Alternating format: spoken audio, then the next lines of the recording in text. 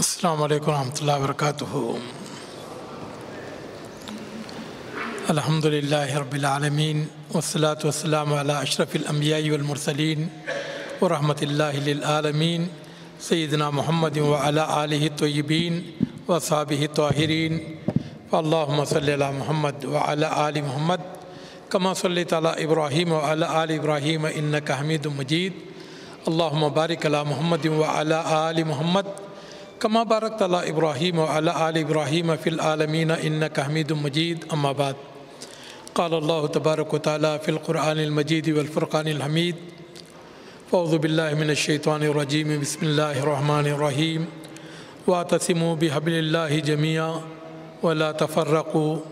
واذکروا نعمت اللہ علیکم اذ کنتم اعداء فألف بین قلوبکم فاصبحتم بنعمتہ اخوانا۔ محترم بزرگوں، دوستوں، پیارے بھائیوں اور محترم ماں اور بہنوں، جیسا کہ آپ لوگوں نے ہمارے عزیز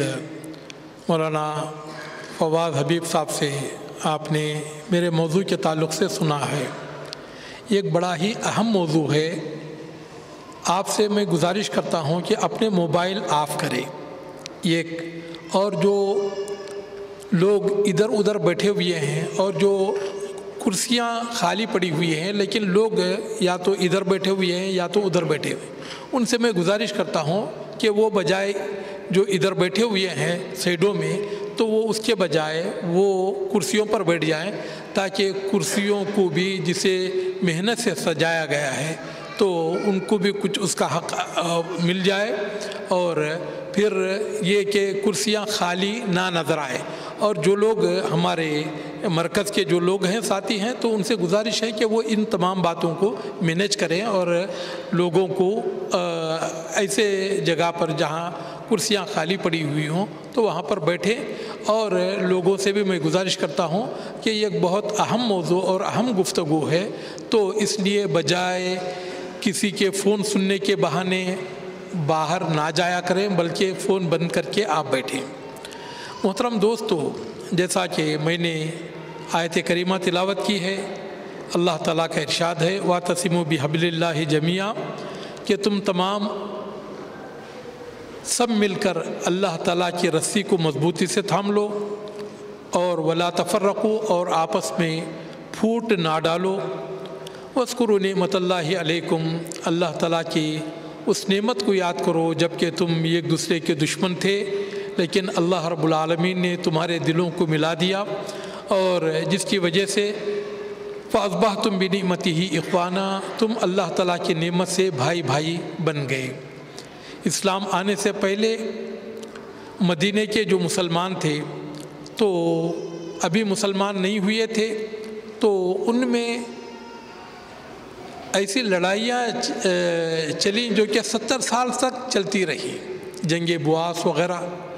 لیکن جو ہی اللہ کے رسول صلی اللہ علیہ وسلم مدینہ تشریف لائے تو وہ سارے اختلافات دور ہو گئے، اور پھر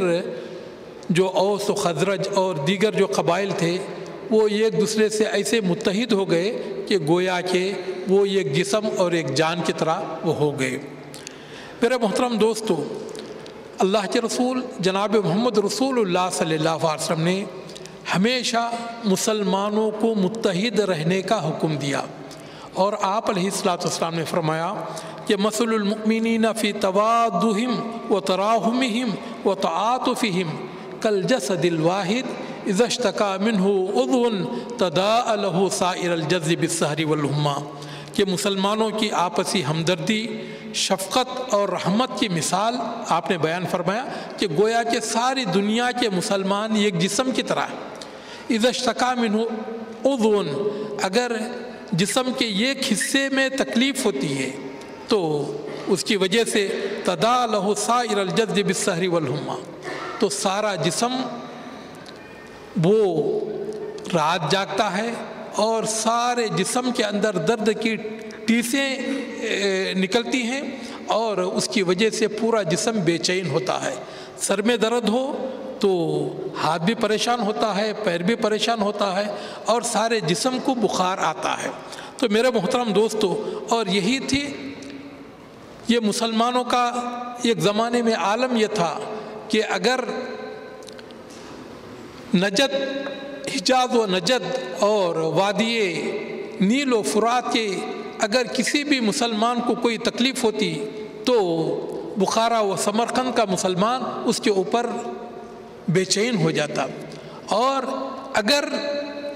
کوئی ہندوستان کا مسلمان اس وقت تک مسلمان نہیں بن سکتا، اگر کسی فلسطین کے یا غزہ کے مسلمان آدمی پر یا کسی مسلمان کے سینے پر اگر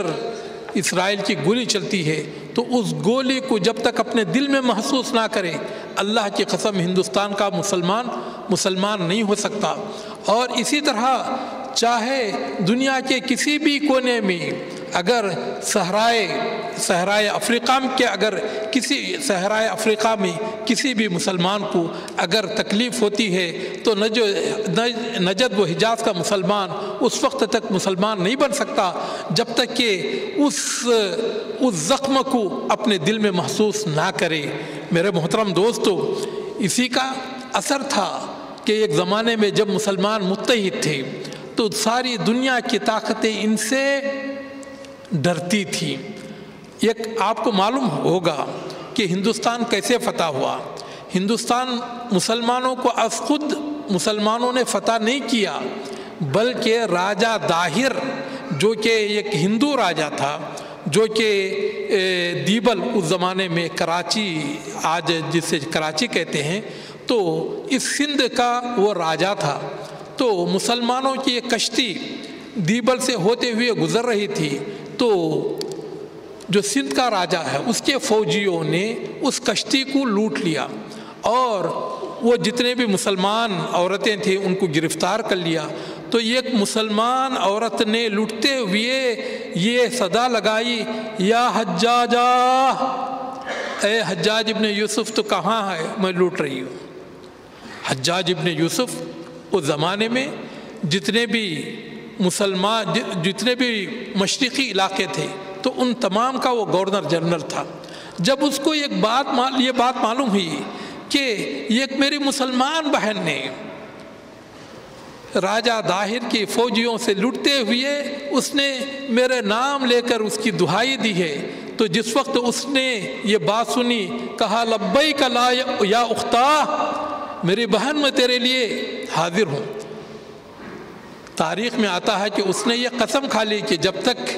اس بہن کا بدلہ نہ لوں گا تو تب تک غسل جنابت نہیں کروں گا، گوشت نہیں کھاؤں گا۔ پھر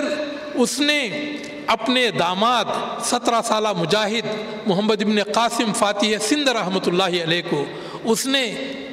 سندھ روانہ کیا، جنہوں نے کہ اس بہن کا بدلہ لینے کے لیے راجہ داہر کی فوجوں کو شکست دی، راجہ داہر کو قتل کیا۔ صرف سندھ ہی نہیں بلکہ ملتان اور لاہور تک کا علاقہ انہوں نے اس پر اسلام کا پھریرا لہرا دیا اور اسلام کا جھنڈا لہرا دیا۔ تو میرے محترم دوستو، اور اسی طرح آج جو ترکی ہے، ایک زمانے میں اسے روم کہا جاتا تھا، یہ روم کا بادشاہ جو تھا تو اس کے ماتحت کا علاقہ تھا، تو وہاں کے ایک رومی حاکم نے، ایک رومی جنرل نے وہ ایک مسلمان عورت کی انسلٹ کیا، اس کے ساتھ اس نے غلط اس کے ساتھ حرکت کی، تو اس نے اس زمانے میں جو معتصم تھا بادشاہ، جو بڑا ہی جلیل القدر بادشاہ تھا، عباسی خلیفہ، اس کی دہائی دی۔ اس نے کہا واہ معتصمہ، اے معتصم تو کہاں ہے، میں یہاں پر لوٹ رہی ہوں۔ جب اس کو یہ پتا چلا کہ میری ایک بہن نے وہ لوٹتے ہوئے مجھے پکارا ہے، تو بغداد سے وہ روانہ ہو کر، میرے محترم دوستو، اس نے جو موجودہ اس زمانے میں جو ٹرکی ہے، تو اس زمانے میں وہ روم کا علاقہ کہلاتا تھا، اس کی اینٹ سے اینٹ بجا دی اور اس جنرل کو اس نے گرفتار کروایا اور اس کا سر اس کے پیروں کے پاس جھکا کر اب کہا، تلوار اس بہن کے ہاتھ میں دیا، کہا کہ بہن یہ تلوار ہے اور اس کا جو تیرا گنہگار ہے، تو اس کا سر تیرے سامنے ہے، تو اس عورت نے اس کو قتل کر دیا۔ میرے محترم دوستو، جب مسلمان متحد تھے تو مسلمانوں کے نام لینے سے بھی کوئی بندہ 1000 مرتبہ اس کو سوچنا پڑتا تھا۔ یہ کو ہو جائیں تو ہو سکتے ہیں خورشید مبین، یہ کو ہو جائیں تو ہو سکتے ہیں خورشید مبین، ورنہ ان بکھرے ہوئے تاروں سے کیا بات بن سکے۔ میرے محترم دوستو، اللہ رب العالمین نے اختلاف کی بڑی سخت مذمت بیان فرمائی ہے۔ اللہ تعالیٰ فرماتا وَلَا تَكُونُوا كَالَّذِينَ تَفَرَّقُوا وَاخْتَلَفُوا مِن بَعْدِ مَا جَاءَهُمُ الْبَيِّنَاتُ، تم ان لوگوں کی طرح نہ ہو جاؤ جنہوں نے کہ آپس میں پھوٹ ڈال لیا اور آپس میں اختلاف کر لیا جبکہ واضح دلیلیں ان کے سامنے آئی تھیں۔ اور اللہ تعالیٰ نے فرمایا وَلَا تَنَازَعُوا فَتَفْشَلُوا وَتَذْهَبَ رِيحُكُمْ، تم آپس میں لڑو مت، تم آپس میں نہ جھگڑو، فتفشلوا، اس سے تم ڈھیلے ہو جاؤ گے، کمزور پڑ جاؤ گے، وتذهب ريحكم، اور تمہاری ہوا اکھڑ جائے گی۔ ہوا اکھڑنا اس زمانے میں سمجھ میں آتا ہو کہ نہ آتا ہو، لیکن آج اگر گاڑی کی ہوا نکل جائے، گاڑی کے ٹائر سے ہوا نکل جائے تو وہ گاڑی نہیں ہوتی بلکہ گاڑا بن جاتی ہے۔ تو میرے محترم دوستو، جس طرح اگر کسی کار سے، کسی گاڑی سے اگر ہوا نکال دیا جائے تو وہ چلنے کے قابل نہیں ہوتی، جب مسلمان آپس میں جب لڑیں گے تو کمزور پڑ جائیں گے اور ان کی ہوا اکھڑ جائے گی۔ میرے محترم دوستو، ایسی بات بھی نہیں کہ صحابہ کرام رضوان اللہ علیہ مجمعین میں کوئی اختلافات نہیں تھے، اختلافات تھے، لیکن اختلافات کو اور پھر ذاتی جو اختلافات تھے انہوں نے اپنے ذات کی حد تک محدود رکھا، کبھی امت کو اس سے نقصان پہنچنے نہیں دیا، بلکہ امت کو اگر اس اختلاف سے نقصان پہنچ رہا ہو تو انہوں نے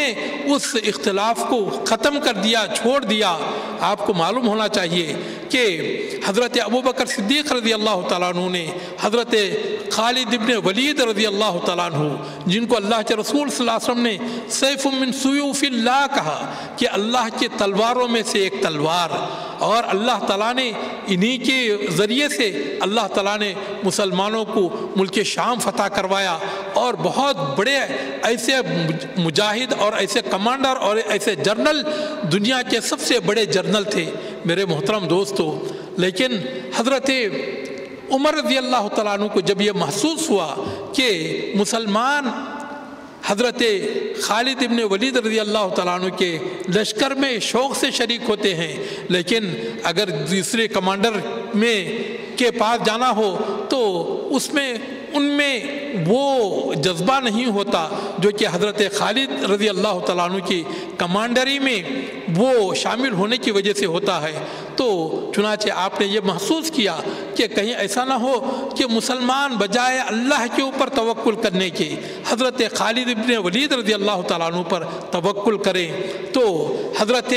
خالد رضی اللہ تعالیٰ عنہ کی معزولی کا فرمان آپ نے صادر کر دیا، اور یہ اس وقت جب کہ عین معرکہ دمشق برپا تھا، مسلمان دمشق کو فتح کر رہے تھے، تو حضرت عمر ابن خطاب رضی اللہ تعالیٰ عنہ نے حکم دیا کہ لے جاؤ اور سرداری جنرل کے جو گدی جو نشانی ہے تو تم حضرت خالد ابن ولید رضی اللہ تعالیٰ عنہ کے سر سے نکال کر اسے حضرت ابو عبیدہ الجراح رضی اللہ تعالیٰ عنہ کے سر پر رکھ دو۔ تو چنانچہ اس کمانڈری کی ٹوپی اس شخص نے لے جا کر ان کے سر سے اتار کر حضرت ابو عبیدہ الجراح رضی اللہ تعالیٰ عنہ کے سر پر رکھا۔ حضرت خالد ابن ولید رضی اللہ تعالیٰ عنہ کو کچھ لوگوں نے مشورہ دیا کیوں نہ آپ حضرت عمر رضی اللہ تعالیٰ عنہ کے خلاف بغاوت کرتے، آپ اس حکم کو نہیں مانتے، لیکن قربان جائیو حضرت خالد ابن ولید رضی اللہ تعالیٰ عنہ کی ذات گرامی پر انہوں نے کہا کہ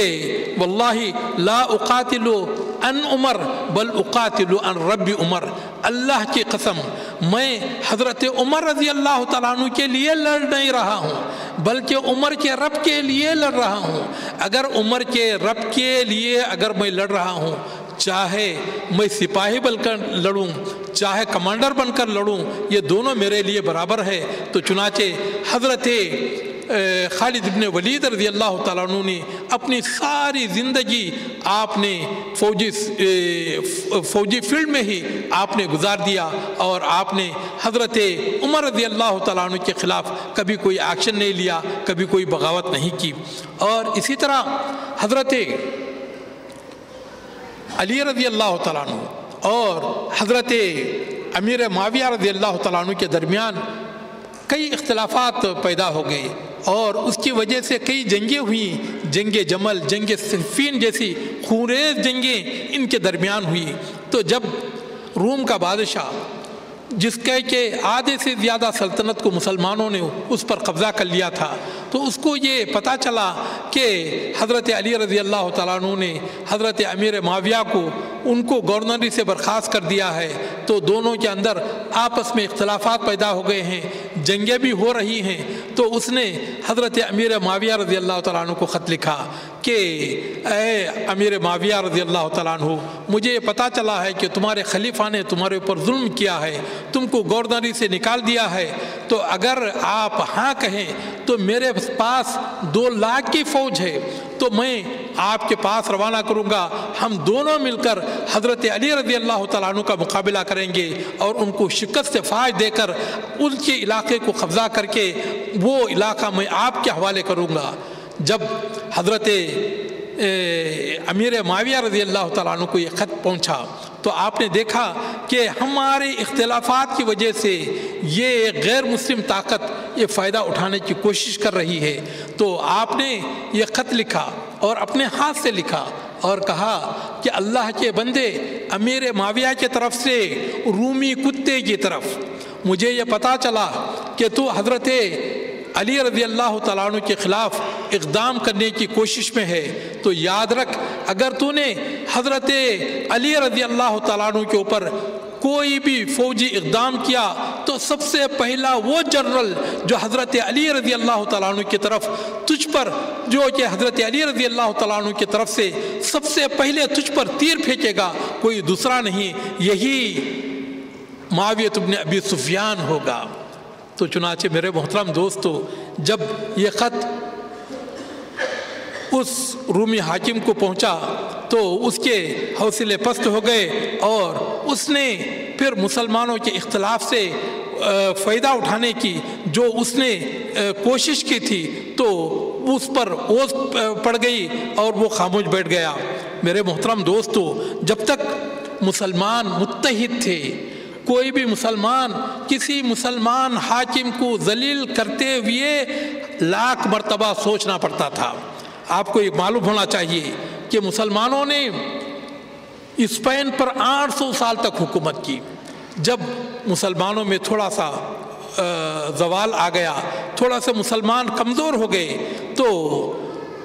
فرانس کا جو بادشاہ تھا جسے کہ لوئی دوم جسے کہا جاتا تھا، اس نے اشبیلیہ کے حاکم کو جو کہ مسلمان تھا اس کو یہ خط لکھا۔ خط یہ لکھا ہے کہ مسلمانوں کو ذلیل کرنے کے لیے، کہ اس حاکم کو، مسلم حاکم کو ذلیل کرنے کے لیے اس نے یہ خط میں لکھا کہ بھائی فرانس میں مکھیاں زیادہ ہو گئی، فرانس میں مکھیاں زیادہ ہو گئی ہیں، اس لیے تم اشبیلیہ سے پنکھے بنا کر روانہ کرو، پنکھے بنا کر روانہ کرو۔ جب یہ خط اشبیلیہ کے حکمران معتمد ابن عباد کو پہنچا تو اس کا خون کھول اٹھا، اگرچہ کہ وہ کمزور تھا لیکن باغیرت تھا۔ تو اس نے اپنے جو ارباب حکومت تھے ان سے مشورہ کیا کہ بھئی میں خود اس کا جواب لکھتا ہوں۔ اس نے لوئی دوم کو خط لکھا کہ یہ بات لوئی کو اچھی طرح یاد رکھنا چاہیے کہ اشبیلیہ میں تلواریں ڈھلتی ہیں، پنکھے نہیں بنتے، پنکھے نہیں بنتے، تلواریں ڈھلتی ہیں۔ اگر ضرورت ہو تو تلواریں بھیجی جا سکتی ہیں لیکن پنکھے نہیں۔ تو اس کے ارباب حکومت نے کہا کہ بھئی یہ تو آپ نے اس کو گویا کہ جنگ کی دعوت دی ہے۔ کہا ہاں جنگ کی دعوت دی ہے۔ کہا کہ اگر لوئی آپ کے اوپر حملہ کرے گا تو آپ کی سلطنت کو ختم کر دے گا۔ کہا کوئی بات نہیں، میں نے اس کا بھی بندوبست کر لیا ہے۔ کہا کیا بندوبست؟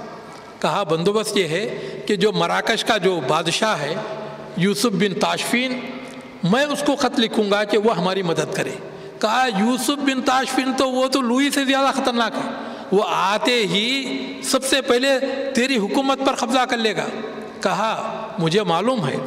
کہ اگر فرانس کے بادشاہ نے مجھ پر حملہ کیا تو بھی میری حکومت ختم ہو جائے گی، اگر مراکش کے یوسف بن تاشفین نے بھی حملہ کیا تو میری حکومت ختم ہو جائے گی، لیکن یوسف بن تاشفین میری حکومت کو ختم کرے گا تو یہ کرے گا کہ مجھ کو غلام بنائے گا اور ایک بالوں سے بنا ہوا یہ کمبل پہنائے گا اور پہنا کر مجھے اونٹوں کو چرانے پر لگائے گا، جبکہ اگر لوئی میرے ملک کے اوپر حملہ کرتا ہے تو وہ بھی مجھے غلام بنائے گا اور مجھے سوروں کو چرانے پر لگائے گا، سوروں کو چرانے پر لگائے گا۔ مجھے اونٹ چرانا منظور ہے لیکن سور چرانا منظور نہیں۔ اونٹوں کو تو میں چرا سکتا ہوں لیکن سوروں کو نہیں چرا سکتا۔ تو چنانچہ اس نے یوسف بن تاشفین کو خط لکھا، تو یوسف بن تاشفین اور معتمر بن عباد نے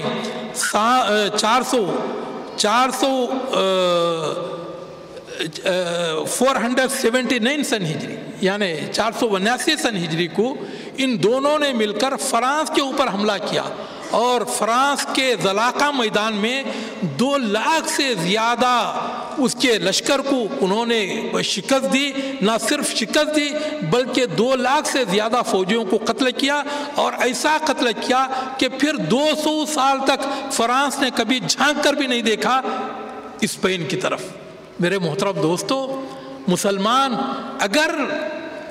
امت کا نقصان نہ کرے بلکہ خود اپنے ذاتی نقصان برداشت کرے تو مسلمانوں پر کبھی زوال و ذلت کے دروازے کبھی نہیں کھل سکتے۔ میرے محترم دوستو، لیکن مسلمانوں نے اسلام کی جو روشن ہدایات ہیں اس کو فراموش کر دیا، اور جس کی وجہ سے وہ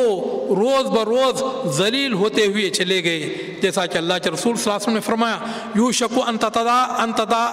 تدا علیکم الامم کما تتدا الاکلۃ الی قصتھا۔ ایک زمانہ ایسا بھی آئے گا کہ قومیں تم پر ٹوٹ پڑیں گی اور تم پر ٹوٹ پڑنے کے لیے ایک دوسرے کو اس طرح بلائیں گے جس طرح کے بھوکے لوگوں کو کھانے کے لیے بلایا جاتا ہے کہ بھئی آ جاؤ، بریانی تیار ہے، کھانا کھا لو۔ تو اس طرح قومیں تم پر ٹوٹ پڑیں گی۔ صحابہ کرام رضوان اللہ علیہم اجمعین نے جب سنا تو کہا کہ قالوا فمن قلتنا یومئذ نحن یا رسول اللہ، اے اللہ کے رسول کیا اس وقت ہم بہت تھوڑے رہیں گے؟ آپ علیہ السلام نے فرمایا نہیں، بل انتم کثیر، تم تھوڑے نہیں ہو گے بلکہ بہت زیادہ رہو گے۔ وَلَكِنَّكُمْ غُثَاءً كَغُثَاءِ السَّيْلِ، لیکن تمہاری یہ کثرت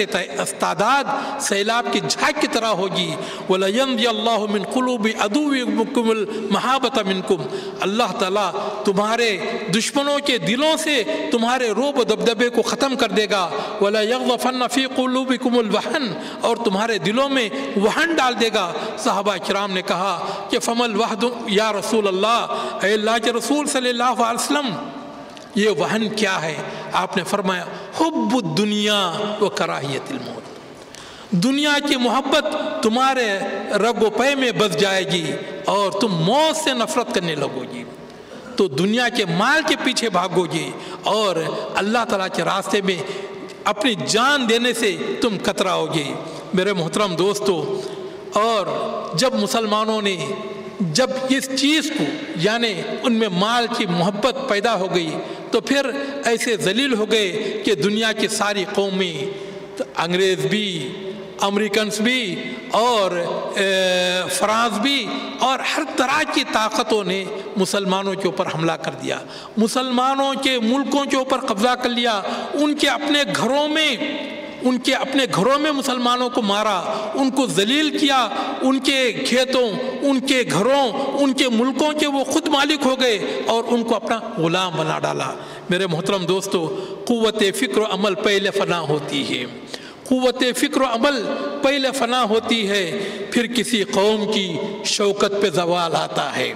میرے محترم دوستو، زوال و ذلت کے چند نمونے میں آپ کو بتاتا ہوں کہ جب مسلمانوں میں جب ہلاکو خان نے بغداد پر حملہ کیا تو اس سے پہلے چند سال پہلوں کی بات ہے، تو اس میں مسلمانوں کے اندر مذہبی و مسلک کی اختلافات اپنے عروج پر تھے، اور عالم یہ تھا کہ بغداد میں جو بڑے بڑے میدان تھے تو اس پر اسٹیج لگایا جاتا، دو مسلکوں کے علماء آپس میں ایک دوسرے سے مناظرہ کرتے، پہلے تو علمی دلائل دیتے، جب علمی دلائل ختم ہو جاتے تو پھر گالیاں بکنا شروع کر دیتے، جب گالیاں بھی ختم ہو جاتی تو پھر مار پیٹ پر اتر آتے۔ جب ان کو لڑتے بھیڑتے دیکھتے تو ان کے جتنے بھی مسلک والے ہیں، یہ مسلک والے ایک طرف رہتے، دوسرے مسلک والے ایک طرف رہتے، وہ آپس میں لڑنا بھڑنا شروع ہو جاتے، اور کبھی کبھی ایسا ہوتا کہ ایک رات کے اندر 40,000 سے زیادہ مسلمان ان مناظروں کے اندر ختم ہو جاتے تھے، جو کہ مسلک کی بنیاد پر ہوتے تھے۔ اور میرے محترم دوستو، اور بغداد پر جو پہلا حملہ ہوا ہلاکو خان کا، جس میں کہ 50 لاکھ سے زیادہ مسلمان قتل کیے گئے، اور دریائے دجلہ کئی مہینے تک خون کی وجہ سے لال رنگ کا ہو کر اس کا جو پانی سرخ ہو گیا۔ میرے محترم دوستو، یہ کس کی وجہ سے ہوا کہ خود مولانا ابوالکلام آزاد نے لکھا ہے کہ یہ شیعہ اور سنی اختلافات اور حنفی اور شافعی اختلافات کی وجہ سے یہ تمام مسلمانوں کو یہ دور زوال اور ذلت دیکھنا پڑا۔ تو اس وقت جو بغداد جو عباسی خلیفہ تھا مستعصم، اس کا جو شیعی وزیر اعظم تھا جس کا نام تھا ابن القمی، اور ہلاکو خان کا جو شیعی مصاحب تھا نصیر الدین توسی، ان دونوں نے مل کر اس کو اس بات پر آمادہ کیا کہ وہ بغداد پر حملہ کرے، جبکہ ہلاکو خان یہ سمجھتا تھا کہ یہ کوئی خدائی ریاست ہے، اگر میں نے اس کے اوپر حملہ کیا تو میں تباہ و برباد ہو جاؤں گا۔ انہوں نے کہا یہ کوئی خدائی ریاست نہیں ہے، بلکہ تم ایسا یہ کرو کہ اس پر حملہ کرو اور ہم تمہارا ساتھ دیں گے، اور اس میں سنیوں کو ماننا، شیعوں کو چھوڑنا۔ لیکن میرے محترم دوستو، جب ہلاکو خان کی فوجیں بغداد میں داخل ہوئیں، نہ تو انہوں نے سنی کو چھوڑا نہ تو شیعہ کو چھوڑا، بلکہ 50 لاکھ سے زیادہ مسلمانوں کو انہوں نے قتل کیا اور ان کے سروں کے مینار بنائے، اور پھر اس طرح کی انہوں نے اس طرح کی بغداد کی جو حالت بنائی، تو علامہ ابن کثیر رحمۃ اللہ علیہ جب اپنی البدایہ و نہایہ تاریخ میں جب یہ لکھنے کے لیے جس وقت یہ باب وہ شروع کرتے ہیں، تو انہوں نے 1-2 صفحے صرف انا للہ انا للہ انا للہ کہا، کاش میں یہ حالات لکھنے سے پہلے مر چکا ہوتا تو کیا ہی اچھا ہوتا، مر چکا ہوتا تو کیا ہی اچھا ہوتا۔ جو 1-2 نہیں، تقریباً 2 کروڑ سے زیادہ مسلمان اس قتل عام میں مارے گئے، اور اس میں نہ تو شیعہ بچا نہ تو سنی بچے، سب کے سب ختم ہو گئے۔ اور جب ہلاکو خان کی فوجیں بغداد کی جامع مسجد میں آئیں تو دیکھا کہ کئی 100 علماء آپس میں بیٹھ کر دست بگریبان ہیں، ایک دوسرے کی داڑیاں نوچ رہے ہیں، صرف اس بات پر بحث جاری تھی کہ نماز میں انگلی ایک مرتبہ اٹھانا چاہیے یا بار بار اٹھانا چاہیے۔ تو فوجوں نے وہ تو انگلی تو کیا تمام کے سروں کو ہی کاٹ دیا، اور اس طرح سے ان کو قتل کر دیا کہ ایک بندے کو نہ تو ایک مرتبہ اٹھانے والے کو چھوڑا نہ تو بار بار اپنی انگلیوں کو حرکت دینے والوں کو چھوڑا۔ میرے محترم دوستو، سمرقند اور بخارا کے احناف اور شوافے نے رمضان کے روزے فرض روزے چھوڑے، فرض روزے چھوڑ کر رمضان میں کھا پی کر انہوں نے جنگ کی تیاری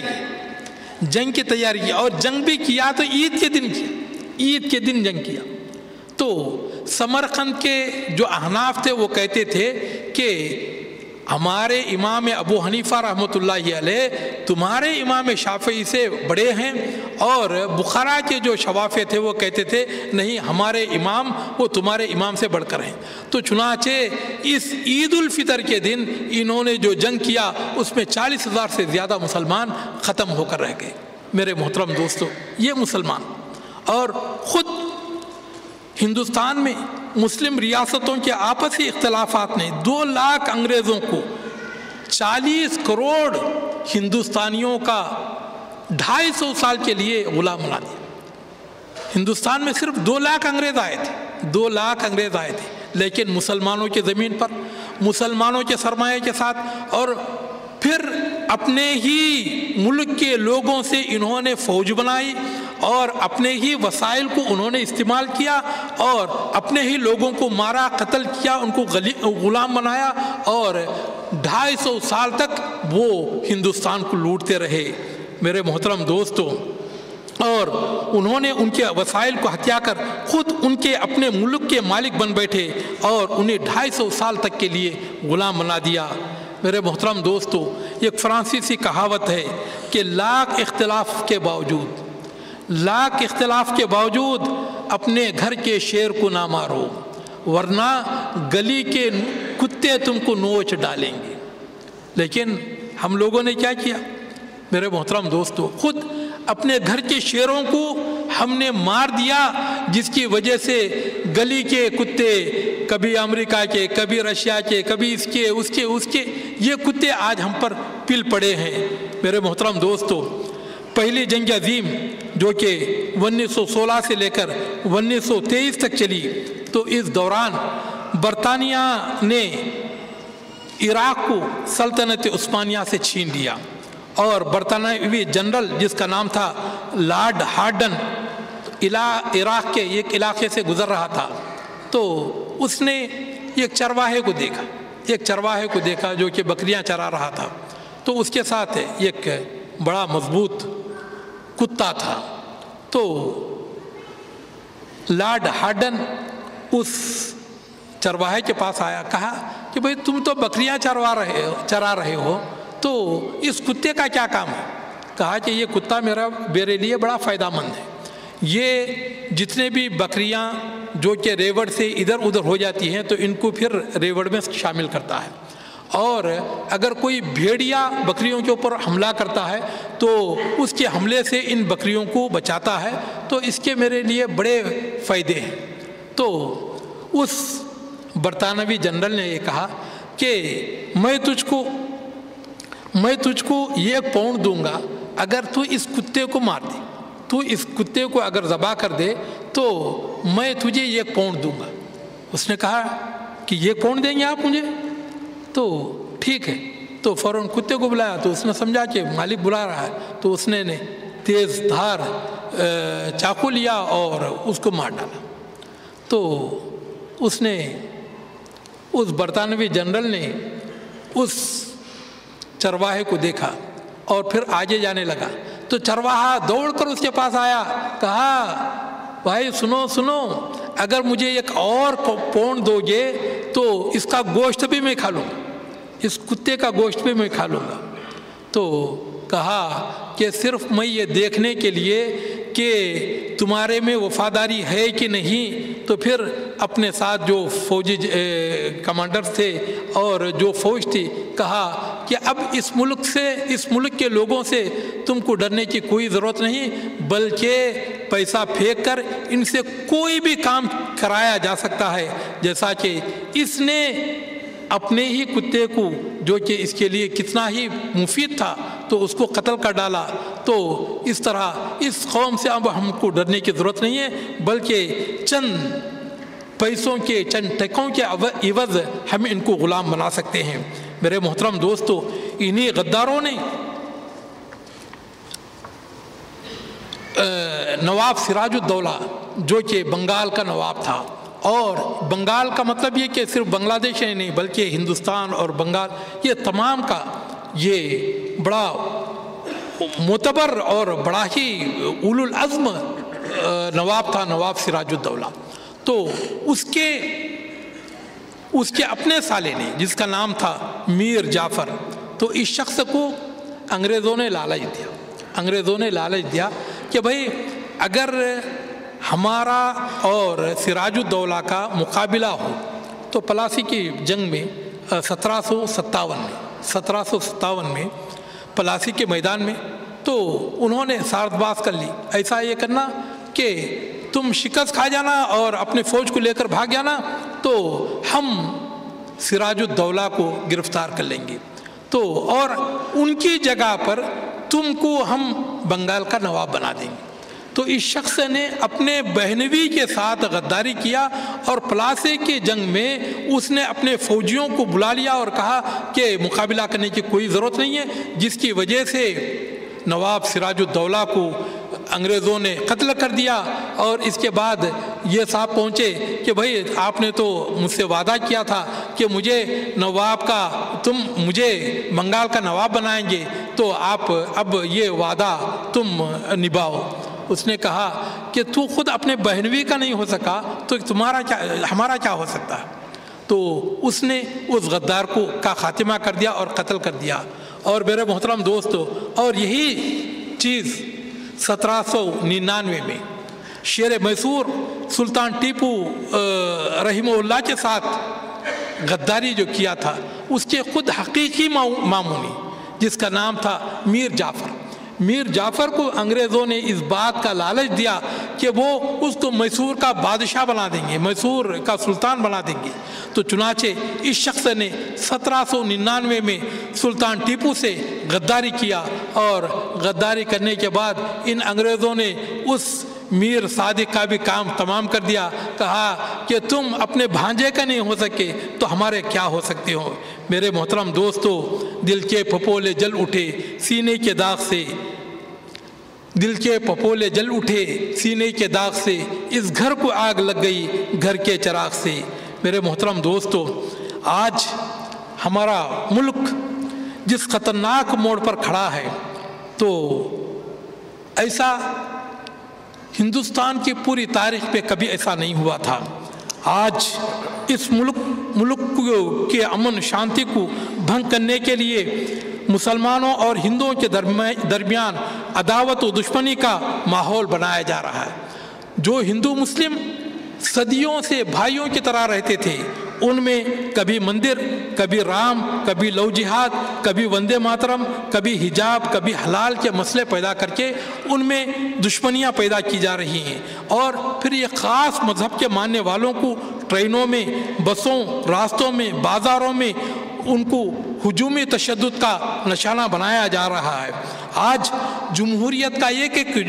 ستون گرایا جا رہا ہے۔ چناوی مشینوں نے حکمران پارٹی کو اب ووٹوں سے بے نیاز کر دیا ہے۔ میڈیا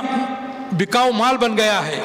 جو پیسہ دے گا وہ اسی کے گن گائے گا۔ پرنٹ میڈیا، صحافت زر خرید غلام بن گئی ہے۔ باغیرت صحافیوں کو چن کر قتل کیا جا رہا ہے، اور فلم انڈسٹری یہ خاص ذہنیت کے لوگوں کی ملکیت بن گئی ہے، جن کا کام ایسی فلمیں بنانا جس کی وجہ سے اکثریت کو اقلیت سے نفرت پیدا ہو جائے۔ تو گویا کہ میرے محترم دوستو، برباد گلستان کرنے کو صرف ایک ہی الو کافی ہے۔ ہر شاخ پہ الو بیٹھا ہے، انجام گلستان کیا کہیے۔ میرے محترم دوستو، عدلیہ جس پر سارے ملک کا دار و مدار ہے، کورٹ کچہریوں میں چن کر ایسے لوگوں کو بٹھایا جا رہا ہے جو کہ سنگی ذہنیت کے مالک ہیں۔ سیکولر ججوں کو یا تو ہٹایا جا رہا ہے یا جسٹس لویا کی طرح انہیں موت کے گھاٹ اتارا جا رہا ہے، اور فوج میں بڑے بڑے عہدوں پر یہ خاص لابی کے لوگوں کو اونچے عہدوں پر فائز کیا جا رہا ہے، اور سیکولر جرنلوں کو یا تو ہٹایا جا رہا ہے یا ان کو ختم کیا جا رہا ہے۔ سپریم کورٹ کے ججوں کو دھمکیاں دی جا رہی ہیں یا ان کو خاموشی کے ساتھ ان کے ایجنڈے پر عمل کرنے کے لیے کہا جا رہا ہے۔ گویا کہ میرے محترم دوستو، اب ہم کو سب سے زیادہ اپنے وطن کی فکر کرنی ہے۔ وطن کی فکر کر ناداں، قیامت آنے والی ہے۔ وطن کی فکر کر ناداں، قیامت آنے والی ہے۔ تیرے بربادیوں کے تذکرے ہیں آسمانوں میں۔ میرے محترم دوستو، آج ہندوستان کا سب سے بڑا جو گھوٹالہ ہے الیکٹریکل بانڈز کے نام سے، اتنا بڑا گھوٹالہ نہ تو کبھی ہندوستان میں ہوا ہے نہ تو ہوگا۔ یہ ایک ہفتہ اصولی ہے جو کہ تاجروں سے کیا جا رہا ہے۔ آج ملک کا خزانہ ان ارب پتیوں پر لٹایا جا رہا ہے جنہوں نے کہ یہ خاص پارٹی کو بڑے بڑے چندے دیے۔ پورا ملک 2-4 ارب پتیوں کا غلام بن چکا ہے۔ Reserve bank of India, central bank of India اور ملک کے اعلیٰ ترین اقتصادی اداروں کے عہدیداروں کی ترقی یا تنزلی چند سرمایہ داروں کے چشم ابرو کے اشاروں پر کی جا رہی ہے۔ ایک زمانے میں انگریزوں کی ایسٹ انڈیا کمپنی ملک کو لوٹ رہی تھی، اب یہ کام اڈانی، امبانی، للت مودی، وجے مالیا، نیرو مودی اور دیگر گجرات کے لٹیرے اچھی طرح سے کر رہے ہیں۔ الیکشن کمیشن تو ارباب اقتدار کی گھر کی لونڈی بن کر رہ گیا ہے۔ مسلمانوں کو ووٹ کے حق سے محروم کرنے اور انہیں دوسرے درجے کا شہری بنانے کی تیاریاں مکمل ہو چکی ہیں۔ امبیڈکر کے سیکولر قانون کی جگہ پر منوسمرتی قانون بن کر تیار ہے، جس میں سوائے ہندوؤں کے اور کسی بھی مذہب کے ماننے والے کے لیے ہمارے ملک میں کوئی جگہ نہیں ہوگی۔ میرے محترم دوستو، اب ہمارے لیے ضروری ہے نہ سمجھو یہ تو مٹ جاؤ یہ اے ہندوستان والوں، نہ سمجھو یہ تو مٹ جاؤ یہ اے ہندی مسلمانوں، تمہاری داستان تک بھی نہ ہوگی داستانوں میں۔ میرے محترم دوستو، اب اس سوال یہ پیدا ہوتا ہے کہ مسلمان کیا کریں؟ افسوس، مسلمان ایک چالاک ترین قوم کی چانکیہ سیاست کا نہایت ہی نادانی بلکہ حماقت سے مقابلہ کر رہے ہیں۔ مسلمانوں کا اقلیت میں ہونا یہ کوئی مسئلہ نہیں ہے، بلکہ جو اقلیت جتنی کم تعداد میں لوگ رہتے ہیں وہ اتنا ہی زیادہ مضبوط رہتے ہیں۔ آپ دیکھیں امریکہ میں یہودی صرف 6% ہیں، لیکن انہوں نے سارے امریکہ کو اپنا غلام بنا رکھا ہے۔ ان کے ووٹ اس قدر متحد، ان کے پلان اس قدر مستحکم ہیں کہ امریکہ کا سارا اقتصادی، دفاعی، سیاسی نظام ان کے قدموں کے اوپر جھکا ہوا ہے، اور امریکہ کا کوئی بھی صدر ہو یہودی مفادات کے خلاف ورزی کا تصور تک بھی نہیں کر سکتا۔ 6%، گویا کہ 6% یہودی 94% امریکنوں کے اوپر حکومت کر رہے ہیں۔ خود ہمارے ملک میں 3% برہمن، میرے محترم دوستو، وہ تمام حکومتی اداروں، سیاسی پارٹیوں اور دفاعی اور اقتصادی نظام پر چھائے ہوئے ہیں، اور ہم ہیں کہ 30% ہونے کے باوجود مسلکوں، فرقوں میں بٹ کر میرے محترم دوستو اپنے اختلافات و انتشار کی وجہ سے اپنی اہمیت کھوئے ہوئے ہیں۔ تو میرے محترم دوستو، متحد ہو تو بدل ڈالو نظام گلشن، متحد ہو تو بدل ڈالو نظام گلشن، منتشر ہو تو مرو شور مچاتے کیوں ہو۔ میرے محترم دوستو، موجودہ حالات میں ملک کو بچانے کی سب سے بڑی ذمہ داری ہم مسلمانوں کی۔ آج سب سے زیادہ ابھی جو الیکشن کئی ریاستوں میں ہو چکے ہیں، ابھی ہونے والے ہیں، اور ایک بہت بڑا ابھی حصہ باقی ہے الیکشن میں۔ میرے محترم دوستو، اگر اس وقت ہم نے عقل سے کام نہیں لیا، اتحاد کے ساتھ کام نہیں لیا، اور چند روپیوں کے لیے، چند ٹیکوں کے لیے اور پھر اپنے خاص کچھ مدوں کی وجہ سے ہم آپس میں بکھر گئے، تو میرے محترم دوستو، ہو سکتا ہے کہ یہ الیکشن ہماری زندگی کا آخری الیکشن ہو، اور پھر کبھی ہم کو ووٹ ڈالنے کی ضرورت ہی نہ پیش آئے۔ میرے محترم دوستو، یہ بات یاد رکھیں، ہندوستان کسی کا بھی نہیں ہے، بلکہ ان تمام لوگوں کا ہے جو کہ ہندوستان میں رہتے ہیں، اور یہ ملک ہمارا ہے اور ہمارا رہے گا۔ ہم اپنے خالق و مالک اور ہمارے رسول جناب محمد رسول اللہ صلی اللہ علیہ وسلم کے بعد سب سے زیادہ اپنے ملک کے وفادار ہیں اور رہیں گے، اور ہر اس شخص کے دشمن ہیں جو کہ اس ملک سے غداری کرے گا یا اس کے امن و امان کو غارت کرنے کی کوشش کرے گا، چاہے وہ اقلیت سے ہو یا اکثریت سے ہو، فوج سے ہو یا پولیس سے ہو، سیاستدانوں سے ہو یا نوکر شاہوں سے ہو۔ اس لیے ضروری ہے کہ اس ملک کے سیکولر طبقے سے ہم اپنے دوستانہ تعلقات بڑھائیں، غیر مسلموں سے ہم اپنے تعلقات بڑھائیں، انہیں اسلامی تعلیمات اور اسلام کا پیغام امن ان کو پہنچائیں، اور کوئی ایسا کام نہ کریں جس سے کہ ملک کا امن خراب ہو، اور انسانیت کی خدمت کریں اور اس کے ذریعے سے اسلامی تعلیمات کو عام کریں، اور کسی بھی دہشت گرد تنظیم سے کوئی تعلق نہ رکھیں بلکہ انہیں قانون کے دائرے میں لانے کی کوشش کریں۔ تمام جتنے بھی سیکولر پارٹیاں ہیں ان سے تعلقات رکھیں، اور جو سیکولر ہندوستان میں امن و امان قائم کرنے کی کوشش کر رہے ہیں تو ایسے پارٹیوں کا ہم ساتھ دیں، اور اپنے گاؤں، اپنے شہر، اپنے محلے میں ووٹر لسٹوں کی جانچ کرائیں، اگر جن کا نام اس میں نہیں ہے اس میں شامل کروائیں، اور پولنگ کے دن خود ووٹ ڈالیں، اور دوسرے لوگوں کو اور اپنے رشتہ داروں کو اور اپنے گھر کی خواتین کو ووٹ ڈالنے کے لیے آپ گھر سے باہر نکالیں، انہیں ووٹ کی اہمیت بتائیں۔ اگر اس الیکشن میں ہم نے موجودہ نظام کو ختم نہیں کیا تو میرے محترم دوستو وہ دن دور نہیں کہ میرے محترم دوستو پھر ہم کبھی ووٹ ہی نہ ڈال سکیں۔ یہ صرف ووٹ نہیں ہے، اپنے دین، اپنے عقیدے، اپنے نظام، اپنے اسلام، اپنے حجاب، اپنے پردے، اپنے برقعے اور اپنے ساری کی ساری اسلامی شخصیت کو اور اسلامی تعلیمات کو بچانے کی یہ ایک کوشش ہے۔ تو میں آپ لوگوں سے یہ درخواست کرتا ہوں کہ جتنے بھی بھائی ہیں تو اپنے اپنے جو بھی متعلقین ہیں ان تک یہ پیغام پہنچائیں کہ وہ الیکشن کے دن وہ ضرور الیکشن میں حصہ لیں اور ووٹ ڈالیں۔ مسلمانوں میں مسلکی جماعتی اختلافات کو ہوا نہ دیں، ایسے مولویوں کو اپنے اسٹیج پر جگہ نہ دیں جو کہ دوسرے جماعت کے خلاف بھڑکاؤ بیان اور بھاشن دیتے ہیں۔ اور میرے محترم دوستو اپنے قوم کو اتحاد اور اس ملک کے اتحاد اور اس کے امن و امان کے لیے ہر قسم کی قربانی دینے کے لیے آپ تیار رہیں۔ میرے محترم دوستو اب وقت آ گیا ہے کہ ہم اب متحد ہوں۔ اگر اب بھی متحد نہیں ہوں تو میرے محترم دوستو پھر پتہ نہیں کہ کب ہم متحد ہوں گے۔ قدم بڑھاؤ دوستو یہ وقت کی پکار ہے، قدم بڑھاؤ دوستو یہ وقت کی پکار ہے۔ نہیں ہے تم میں روشنی تو تاروں سے ادھار لو، نہیں ہے تم میں روشنی تو تاروں سے ادھار لو، نہیں ہے تم میں تازگی تو پھولوں سے ادھار لو، نہیں ہے ساتھ کوئی تو قافلے کو پکار لو۔ قدم بڑھاؤ دوستو یہ وقت کی پکار ہے۔ میں اللہ تعالیٰ سے دعا کرتا ہوں کہ اللہ تعالیٰ ہمارے ملک ہندوستان کی حفاظت فرمائے